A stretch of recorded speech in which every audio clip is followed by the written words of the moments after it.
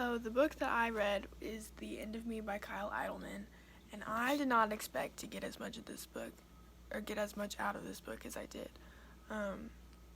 This book talks about the Sermon on the Mount and how Jesus really teaches upside down from what we're used to hearing and from what the world says. And one of the parts that stuck out to me the most was in one of the chapters. He's talking about the Pharisee and the tax collector, and they're both going to pray. And the parable shows the difference in the posture of both of their hearts, because honestly, most of the time when I'm reading the Bible, the character that I resonate with most is the Pharisees, because I grew up in church and I can be sort of legalistic. And so reading that the Pharisee, he's thanking God that he's not like the tax collector, and he's thanking God that he is as amazing as he is. But the tax collector, when he goes before the Lord to pray, he's saying, Lord, I'm nothing. I have no reason to be proud of myself, and I need you, basically.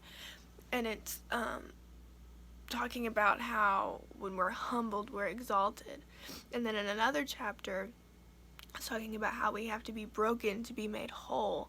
And it talks about the prostitute that washes Jesus' feet with her hair, and the difference between her and Simon, because all of us are broken, but we don't all realize that we're broken. And she understood her need for Jesus and how much she needed him, but Simon didn't realize, and that's why he was so judgmental towards her.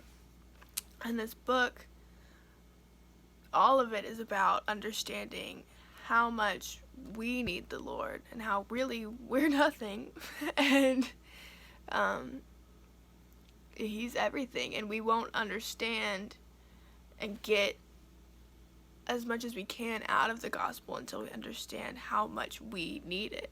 Because if we don't understand how much we need it, then it's not as effective.